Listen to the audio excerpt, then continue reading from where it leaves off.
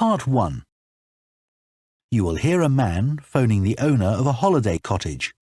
First, you have some time to look at questions 1 to 6.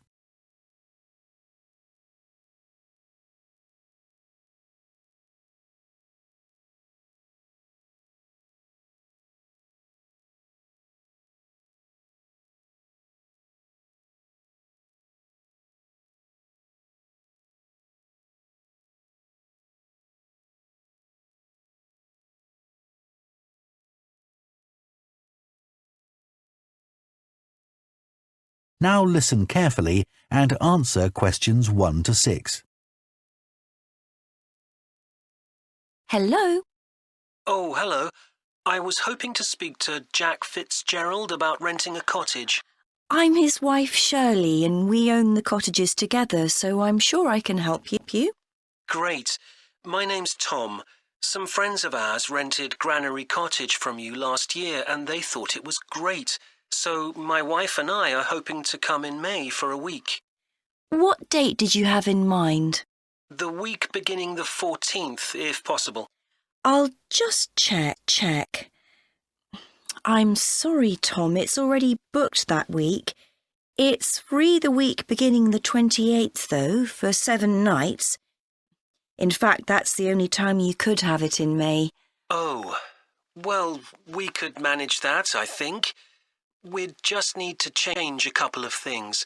How much would it cost? That's the beginning of high season, so it'd be £550 for the week. Ah, that's a bit more than we wanted to pay, I'm afraid. We've budgeted up to £500 for accommodation. Well, we've just finished converting another building into a cottage, which we're calling Cherville Cottage.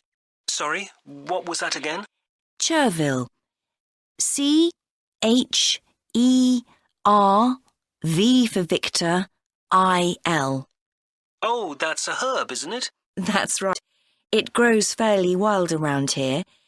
You could have that for the week you want for £480. OK, so could you tell me something about it, please? Of course. The building was built as a garage. It's a little smaller than Granary Cottage. So that must sleep 2 people as well? That's right. There's a double bedroom. Does it have a garden? Yes, you get to it from the living room through French doors, and we provide 2 deck chairs. We hope to build a patio in the near future, but I wouldn't like to guarantee. Okay. The front door opens onto the old farmyard, and parking isn't a problem. There's plenty of room at the front for that. There are some trees and potted plants there. Before you hear the rest of the conversation, you have some time to look at questions 7 to 10.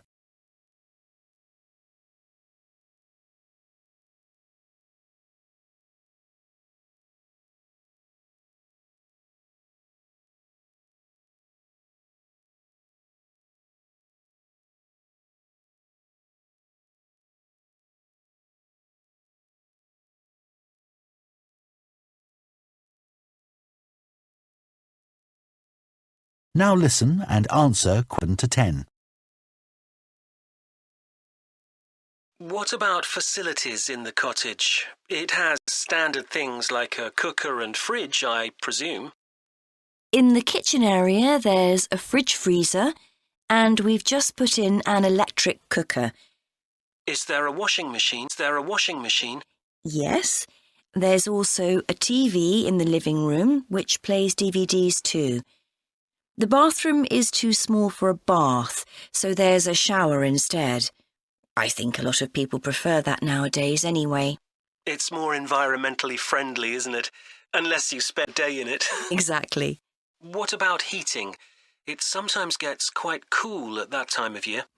There's central heating, and if you want to light a fire, there's a stove. We can provide all the wood you need for it. It smells so much nicer than coal, and it makes the room very cosy.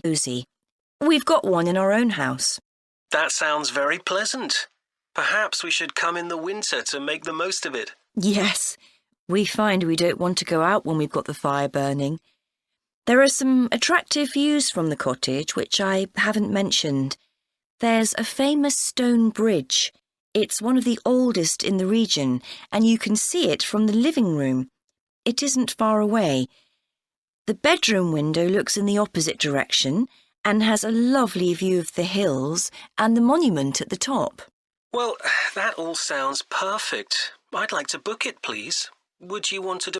Yes, we ask for 30% to secure your booking, so that'll be £144. And when would you like the rest of the money? You're coming in May, so the last day of March, please. Fine. Excellent. Could I just take your details so that I can... That is the end of Part 1. You now have half a minute to check your answers to Part 1.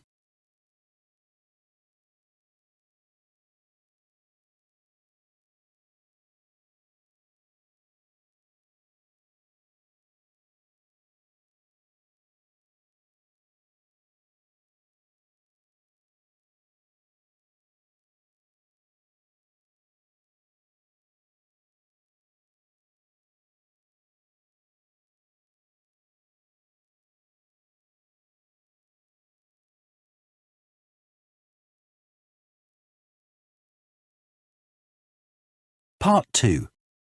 You will hear a town councillor reporting on the local transport network and a recreation facility.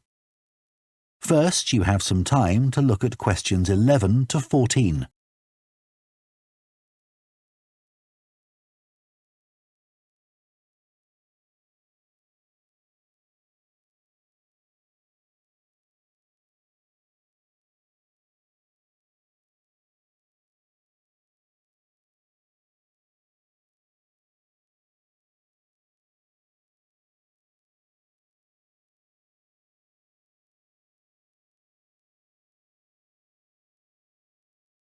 Now listen carefully and answer questions 11 to 14.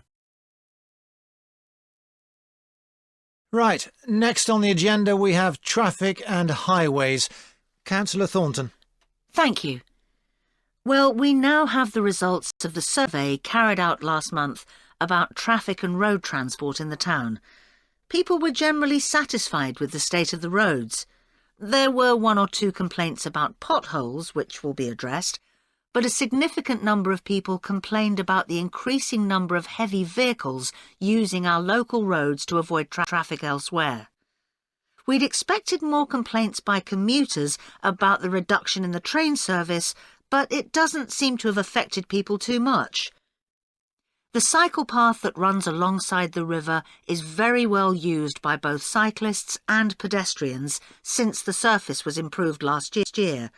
But overtaking can be a problem, so we're going to add a bit on the side to make it wider. At some stage, we'd like to extend the path so that it goes all the way through the town, but that won't be happening in the immediate future. The plans to have a pedestrian crossing next to the post office have unfortunately had to be put on hold for the time being. We'd budgeted for this to be done this financial year, but then there were rumours that the post office was going to move, which would have meant there wasn't really a need for a crossing. Now they've confirmed that they're staying where they are, but the Highways Department have told us that it would be dangerous to have a pedestrian crossing where we'd originally planned it, as there's a bend in the road there, so that'll need some more thought. On Station Road, near the station and level crossing, drivers can face quite long waits if the level crossing's closed, and we've now got signs up requesting them not to leave their engines running at that time. This means pedestrians waiting on the pavement to cross the railway line don't have to breathe in car fumes. We've had some problems with cyclists leaving their bikes chained to the railings outside the ticket office, but the station has agreed to provide bike racks there. Before you hear the rest of the talk, you have some time to look at questions 15 to 20.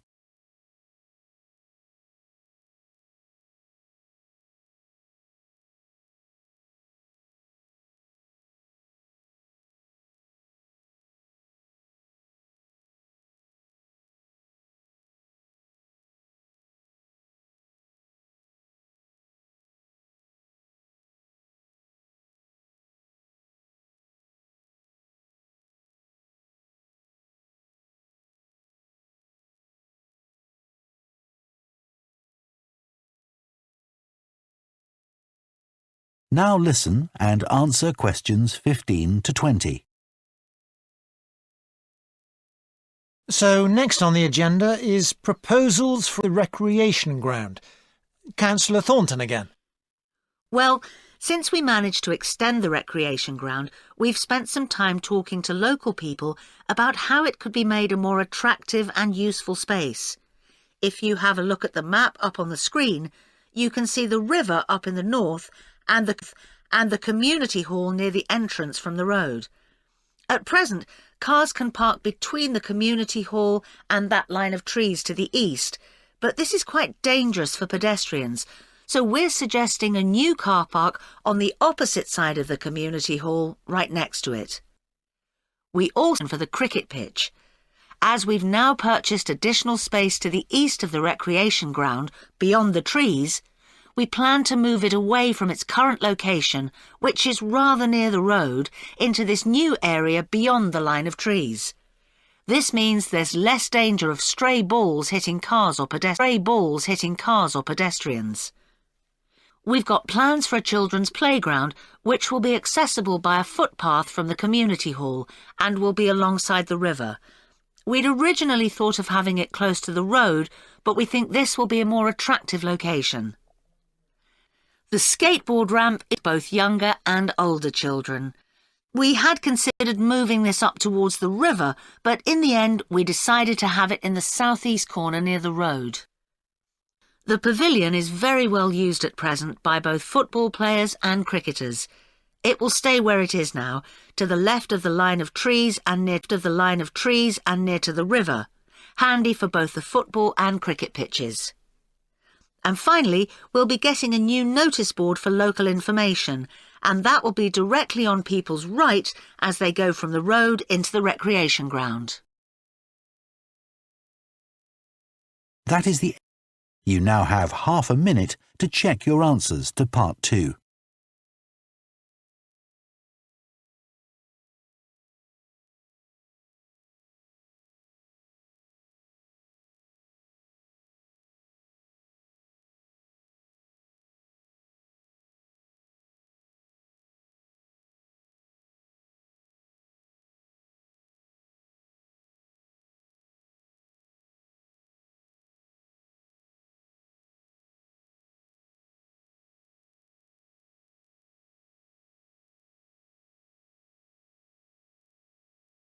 Part 3.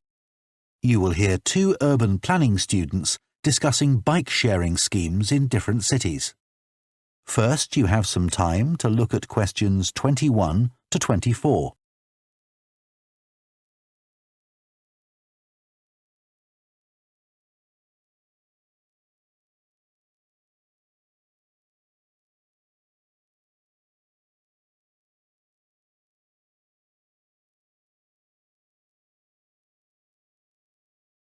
Now listen carefully and answer questions 21 to 24.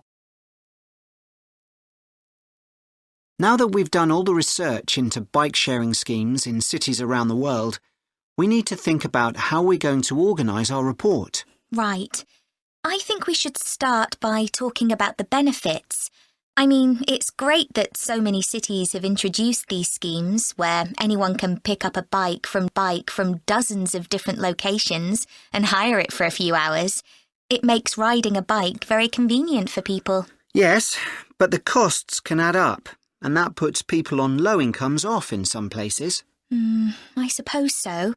But if it means more people in general are cycling rather than driving, then because they're increasing the amount of physical activity they do, it's good for their health. OK, but isn't that of less importance?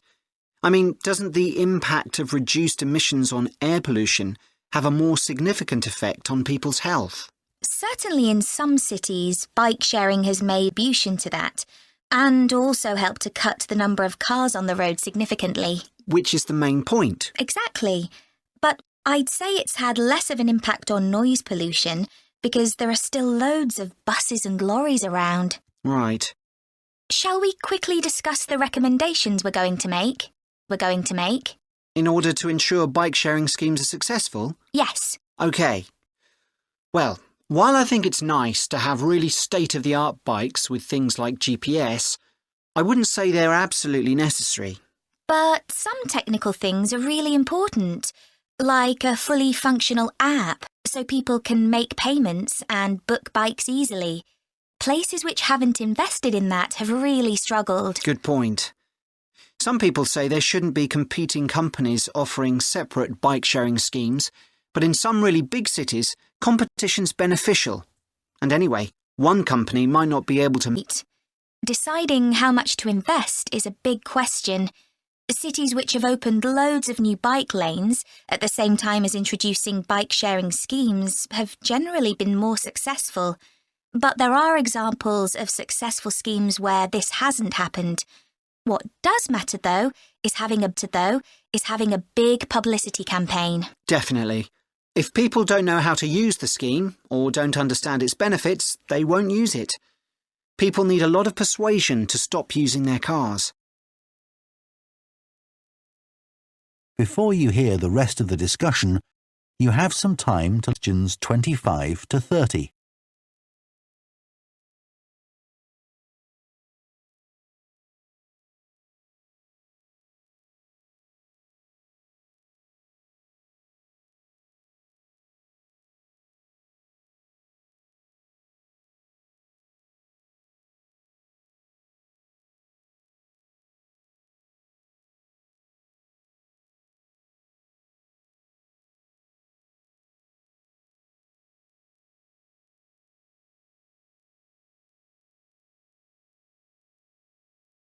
Now listen and answer questions 25 to 30. Shall we look at some examples now and say what we think is good or bad about them? I suppose we should start with Amsterdam, as this was one of the first cities to have a bike-sharing scheme. Yes, there was already a strong culture of cycling here. In a way, it's strange that there was such a demand for bike sharing, because you'd have thought most people would have used their own bikes. And yet it's one of the best-used schemes. Dublin's an interesting example of a success story. It must be because the public transport system's quite limited. Not really. There's no underground, but there are trams and a good bus network. I'd say price has a lot to do with it. It's one of the cheapest schemes in Europe to join. But the buses are really slow. Anyway, the weather certainly can't be a factor. No, definitely not. The London scheme's been quite successful. Yes, it's been a really good thing for the city. The bikes are popular and the whole system is well maintained, but it isn't expanding quickly enough. Not enough's been spent on increasing the number of cycle lanes. Hopefully that'll change. Yes. Now, what about outside Europe? Well, bike-sharing schemes have taken off in places like Buenos Aires. They built a huge network of cycle lanes to support the introduction of the scheme there, didn't they? It attracted huge numbers of cyclists where previously there were hardly any. An example of good planning. Absolutely. New York is a good example of how not to introduce a scheme. When they launched it, it was more than 10 times the price of most other schemes. More than it costs to take a taxi. Crazy. I think the organisers lacked vision and ambition there. I think so too. Sydney would be a good example to use. I would have expected it to have grown pretty quickly here. Yes. I can't quite work out why it hasn't been an instant success like some of the others. It's a shame. OK, so now we've thought about all those... That is the end of Part 3. You now have half a minute to check your answers to Part 3.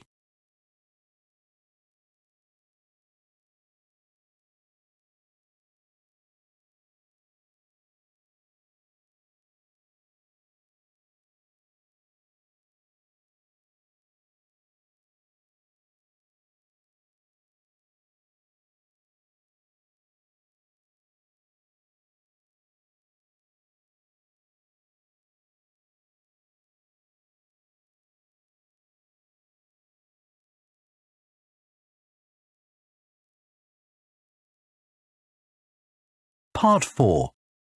You will hear part of an environmental science lecture about a large bird called the dodo, which which is now extinct.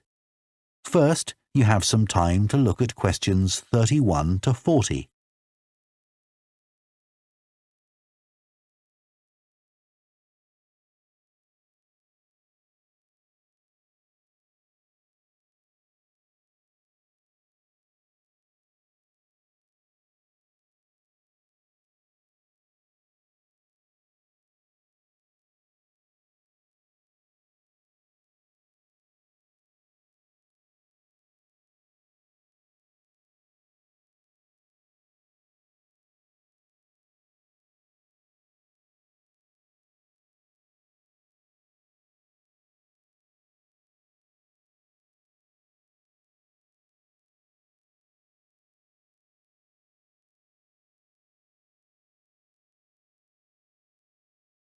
Now listen carefully and answer questions 31 to 40.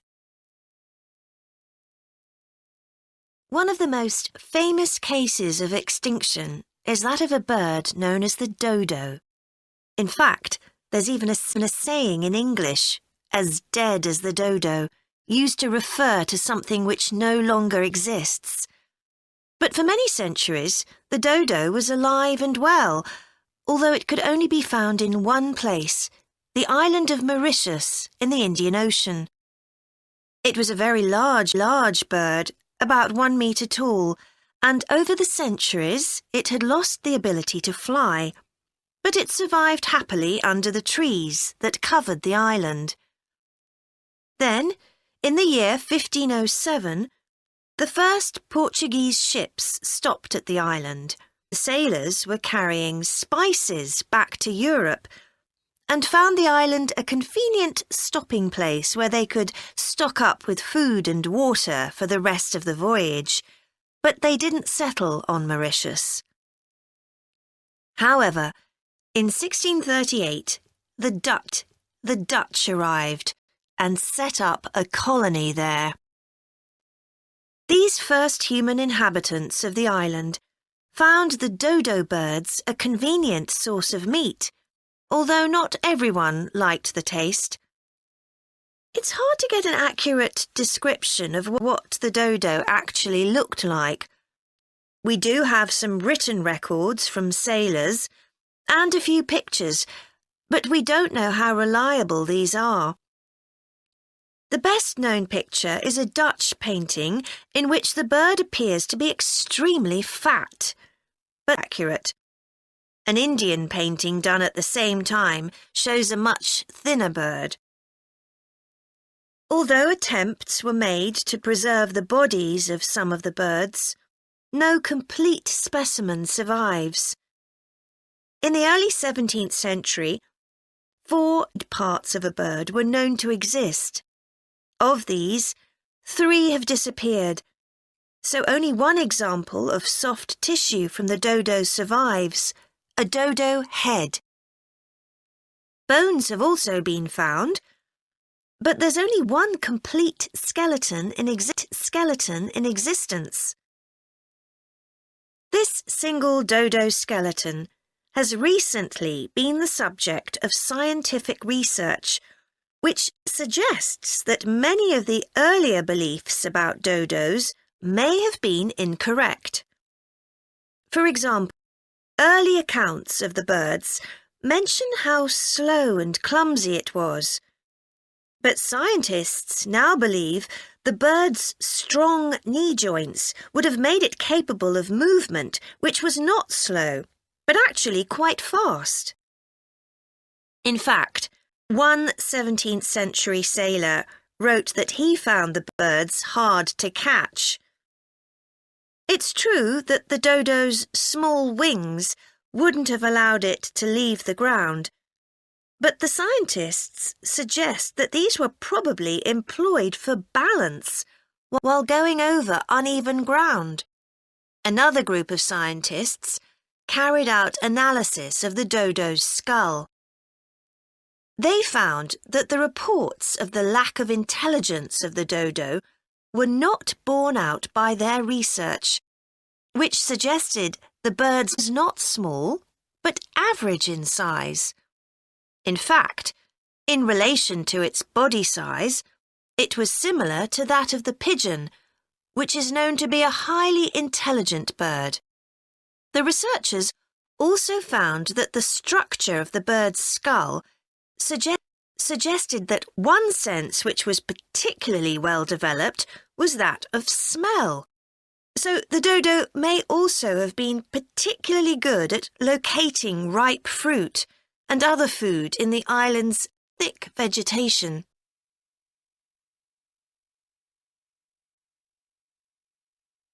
So it looks as if the dodo was better able to survive and defend itself than was originally believed. Yet, less than 200 years after Europeans first arrived on the island, they had become extinct. So what was the reason for this? For a long time it was believed that the dodos were hunted to extinction. But scientists now believe the situation was more complicated than this. Another factor may have been the new species brought to the island by the sailors. These included dogs, which would have been a threat to the dodos, and also monkeys, which ate the fruit that was the main part of the dodo's diet. These were brought to the island deliberately. But the ships also brought another type of rats, which came to land from the ships and rapidly overran the island. These upset the ecology of the island, not just the dodos, but other species too. However, they were a particular danger to the dodos because they consumed their eggs.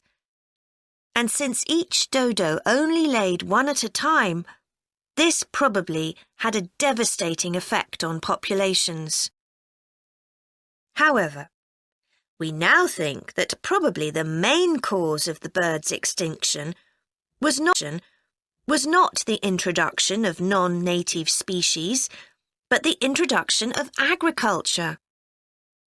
This meant that the forest that had once covered all the island and that had provided a perfect home for the dodo was cut down so that crops such as sugar could be grown. So, although the dodo had survived for thousands of years, suddenly it was gone. That is the end of Part 4. You now have 1 minute to check your answers to Part 4.